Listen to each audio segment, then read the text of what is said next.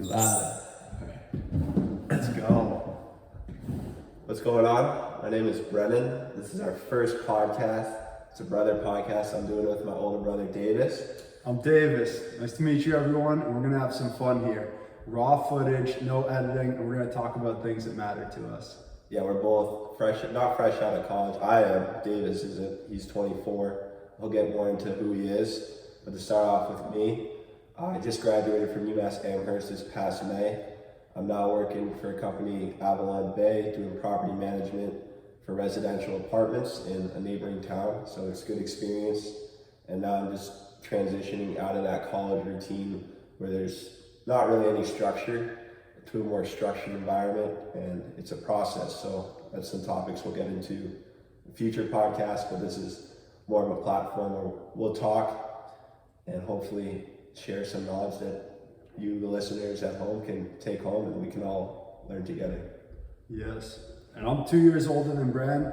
I also went to University of Massachusetts Amherst, and every Sunday night, Bran and I would get together with our younger brother Evan, who was there at the same time, and we'd have debates and just talk through the week every Sunday, just making sure that our family was staying strong. So we're going to give you an inside look into the things that we talk about and what matters to us.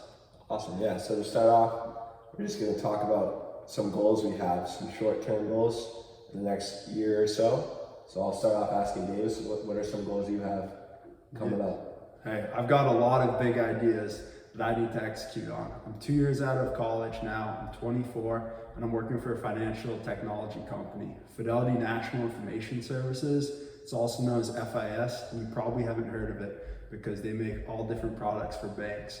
Pretty much, I work on a product to ensure that none of the banks fail, so that they're able to run tests to make sure they're gonna have enough money and we're not gonna face a recession or major financial crisis. So fingers crossed that we'll all do a good job, we'll help these bankers keep the American financial system running well, and everyone will be able to be happy. Yeah, to piggyback off that, and a talking point too is Davis has been working from home for the past year and a half, like a lot of people have. Do you have any tips about what it's been like? What I guess elaborate on the experience of working at home. Yes, working at home is definitely a challenge because you don't get to see the people that you work with every day. There's a huge social aspect that's lost. I don't think I have as much fun every day working, but I still try to bring a lot of positive energy so that the people around me will still feel motivated to give their best effort too. So whether I'm talking with one of my teammates or a client every day, trying to be happy, trying to just bring a different sense of purpose that I think everyone needs to stay motivated during these times, and it's definitely paid off. We work hard every day. Every day I try to make sure that I talk with my teammates, at least at the end of the day as well. And every day I'm pushing to get as much face time as possible to keep people happy. Yeah, it's tough working from home. Luckily, I get to go into the office. So I started in June. I've been going into the office, which has been great. It's refreshing.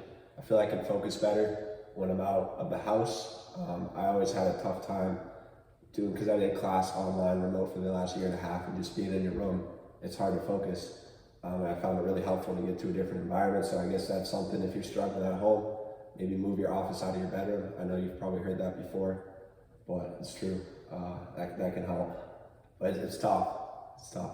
Yes, and Brendan is just out of college, and it's been amazing to see how much he's transformed. Just the first few months on the job, just the way he handles himself, the way he thinks about different business problems, and the way he deals with some of the residents. It's really exciting, and I've got to compliment him. Yeah. And so I've got to ask Brendan, biggest takeaways. What's it like getting used to a work schedule, and what type of discipline does it take for you? Yeah, so it's been totally different because at college, you could go out Thursday, Friday, Saturday, recover Sunday, and then still get good grades. There was just very little structure. Just from my personal experience, I don't know. I mean, if you're in a more sophisticated, I was a finance major. Nothing against finance majors, but it was a lot of not very structured. But I craved that structure, so I like the routine now. I almost felt lost in college towards the end. Like freshman, sophomore year was fun doing that, but it's a lot when you punish your body like that with drinking and whatnot. But I like it. A thing I'm struggling right now is waking up early Davis and I talk about this all the time because Yeah. he's really good at waking up early.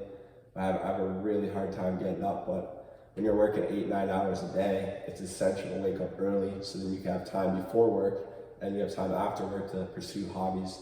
So right now, I'm working on trying to wake up early, and I know Davis, he's great at it. So do you have any tips about waking up early?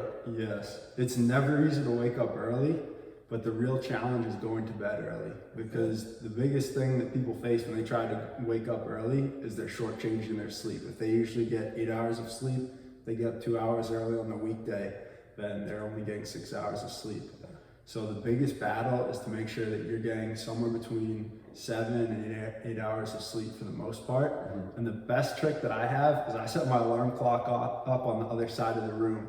So when I hear the alarm go off, I can't press the snooze button. I physically have to get up, go to the other side of the room, shut it off. And by that time, you're startled, you're up, you're going, and it really helps. And you can't just fall back asleep by mistake. So it makes it easy. And Brennan's doing really well with it.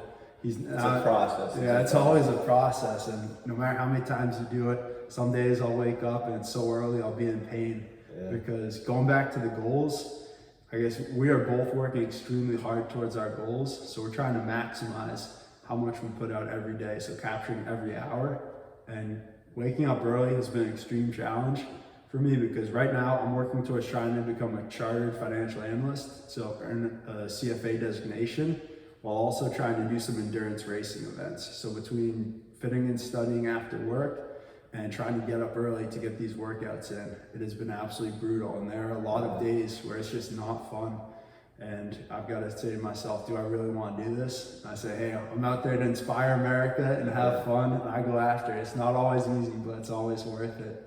Yeah, I mean, if you haven't checked out Davis's Instagram, definitely check that out. He posts all the time in there. So disciplined, getting up early, endurance racing. He's got an Ironman coming up in 2 weeks, right? First one, I'm gonna give it a shot. We've done a couple half Ironmans this year. We did a marathon together, both of us with our other brother, Evan. He's actually the one who got us up and doing it. We had an absolute blast. But you'll be able to see videos literally every day, for the most part, with some rest days mixed in. We're going out, we're running, biking, swimming. Brendan is big on weightlifting and boxing now. That's his next pursuit, but no matter what it is, we are just trying to work hard every day to hit these goals. Yeah, I would say also endurance sports have a great relationship to what life is like, because in running, no matter where you start, running is going to be hard. Even no matter if you're the best runner or the worst runner, but it's just about being consistent. Like a story an example of this is about a year ago, Davis was always a good runner, didn't do it in high school, I ran cross country. But we ran down at the track about a little over a year ago. Yes. 10-mile run, and we smoked Davis. Killed me. I was physically sick. Yeah, and then Davis, consistency, it builds up, and he just kept on doing it and doing it and doing it. Now he just ran a sub 3 hour marathon, qualified him for Boston. His PR for a half Ironman is like 5 hours, 22 minutes? Yeah, 5 hours, 22 minutes, which is nothing special, but the biggest thing about these races is just they force us to work hard and push ourselves in ways we don't get. And just being consistent, that's the key, consistency. We're both young, and we're just trying to make it, and we're gonna document this and hopefully inspire everyone. Like Dave's the same, inspire America, inspire whoever, and let us know what you want us to talk about. Check our Instagrams, we'll put them in the bio. And you got any last questions before we sign off? I do, because Brennan inspires me more than he knows. He was an absolute cross-country star, fast as could be.